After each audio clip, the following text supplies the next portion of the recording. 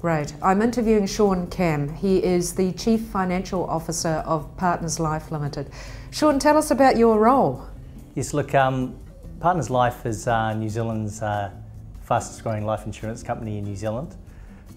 Since the start of about 3 years ago, we've grown to about $92 million worth of premium revenue, and we've grown from 5 staff to 145. Wow. In 3 years? Yes, in 3 years. And we employ a lot of young people, and we're very much a multicultural organisation. Well, now that would be unusual because, as you know, in New Zealand, there are not a lot of Asians, and certainly in the top ranks of corporate bodies. Yes, I think it's obviously a little bit disappointing that in terms of New Zealand senior management, Asians only represent about 1.7% of senior managers in New Zealand, from my understanding. But look, Partners Life is, as I said, a very multicultural organisation. We have Asians, Indians, Polynesians and Pākehā working together in a great organisation. And I'm very proud of the fact that we have a female managing director, the very inspirational Naomi Valentine, who I really enjoy working with. Yeah, no, absolutely. So Sean, tell me about being Chinese. I mean, how many other key Asians do you know in key roles? So look, my previous experience was as the CFO of NZX listed Heartland New Zealand, and prior to that I was the Chief Operating Officer for investment bank ABN AMRO. And it's a bit unusual that there aren't too many Asians who are in the Chief Financial Officer or Chief Executive Officer in New Zealand publicly listed companies. So that's quite an unusual thing.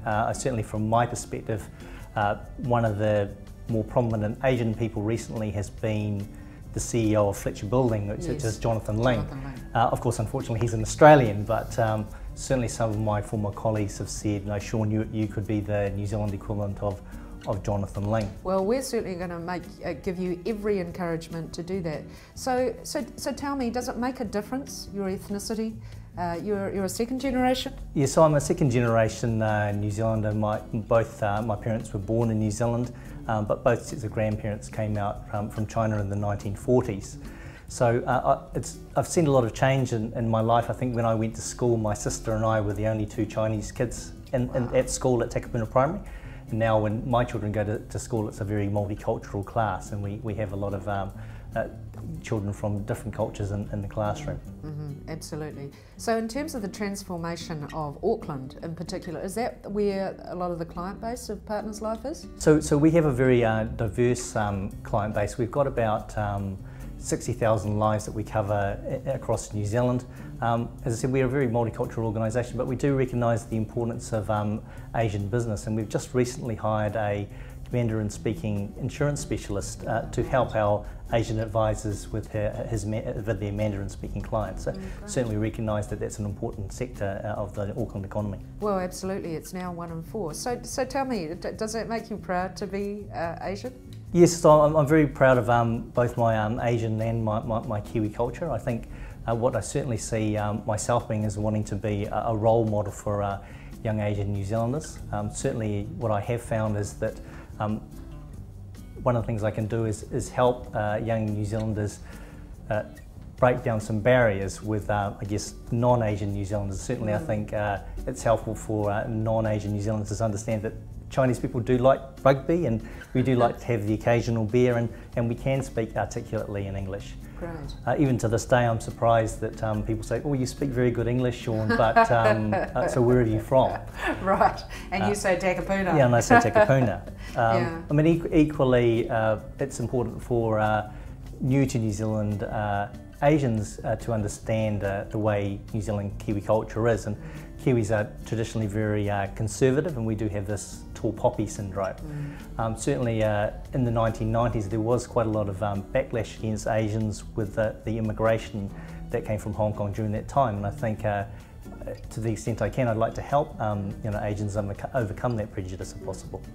So tell me about the contribution you're making to New Zealand Inc., because it seems pretty substantial to me. Yes, look, I've been involved a lot in capital markets, so I've made a significant contribution, I think, to capital markets regulation. I've made parliamentary submissions to matters such as taxation, carbon trading and overseas investment. I've also been involved in the NZX Broker Advisory Panel, which has been involved in regulating the New Zealand Stock Exchange.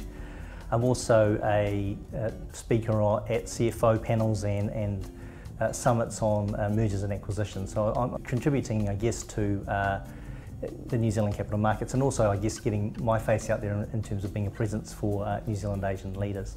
No, I think that's really important. So tell me, how can we encourage more Asians to divert themselves just from a sole focus on their rice bowl to really making a contribution to New Zealand? They do tend to keep their heads down. Yes, I think that's an important thing, actually, May, to understand, is that Asian people like to be very conservative and keep to themselves. I think it's very important that Asian people try to network more, and I think getting out there and speaking to people, and I think that's one of the main ways to reduce prejudice, actually, is yes, to get to know people. And when people get to know you and understand you, prejudices break down, and certainly that's what I found. But it's also about achievement too, isn't it? It certainly is. It's about being a high achiever and doing the best you can, but also being very strong in your ethics and your morals, and being upfront and honest with people. I think that's very important. Great. So if you were to give some guidance to the Prime Minister, 3 key ways that New Zealand could better engage with Asia in terms of business, what would you say? Well, I certainly have to say that the Prime Minister should encourage more networking between Asian businesses and New Zealand business, and I think provide some education perhaps for New Zealanders around understanding how Asian business works. It's very much relationships based. I think New Zealanders like to get into a business meeting and get down to business. You may find with Asian business that you'll have about 3 or 4 dinners getting to get to know people before you start talking about business. And maybe sometimes New Zealanders might need to get out of their comfort zone and maybe try some chicken feet or some sea slug to break down the barriers, I think. Right, so eating for New Zealand. Eating for New Zealand and getting to know people. I think what we need to do is recognise that Asian people want to do well, and they do want to invest money in New Zealand and grow it for prosperity. I think one of the weaknesses we do have in New Zealand is our small population base, and we shouldn't be afraid of immigration. I think that the multicultural society we have today is fantastic, and that should continue to grow. So let's talk about foreign direct investment and the impact that has on capital markets. We've got quite a stream of immigration coming in from Asia and a lot of money. How do you think that's going to impact on New Zealand's capital markets? Well, I think it's very important to understand that we are a bit of an island from an investment perspective, and encouraging overseas investment into New Zealand is very difficult. And I think what the government should be doing is ensuring that the regulatory barriers to investment are kept to a minimum. We are competing with the rest of the world in terms of capital. So New Zealand is probably one of the last places that overseas investors look in terms of where they're going to put their portfolio. So we need to be best practice in terms of opening barriers, reducing barriers and opening the market to foreign investment. And that means having a regulatory environment that is open and allows people to invest money freely.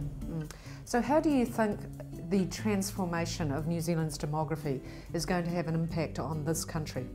Well, I think one of the positive things is socially you see a lot more things happening in Auckland. Diwali and the Lantern Festival. But I think from a business perspective, I think what needs to change is we do need to see representation on management and boards of more Asian people, because I think they've got a lot to contribute to the governance of New Zealand companies, and also provide that interface to Asian businesses from the board perspective. So why aren't they there, Sean? Well, that's an interesting challenge, I guess. Are they not good enough? No, I think it's a little bit of a case of self promotion, and also I think that networking and understanding and getting to know people on boards and within business. And I think, May, I have to say, you've done a great job in starting New Zealand Asian leaders to get the promotion of Asian people out there into the market, and I think that's a good initiative. Well, what do you think we should be focused on? Because you know what the organisation exists only to help Asians and New Zealand Inc. What should we be doing? Well, firstly, obviously promoting the New Zealand Asian leaders to business and raising the profile, but I think what you've done already, May, is the networking opportunities that you've created and the various forums that you have with governments and business, etc., was an opportunity for New Zealand Asian leaders to meet not only themselves but other people in business. Yes. And to share experiences and to understand that there are other people like myself and yourself who are of Asian descent but are very competent in business and very capable, and it's very useful to understand that there are people like yourselves that you can bond with. So if I was to ask you about one thing you want to achieve in the capital markets in your career, what is that?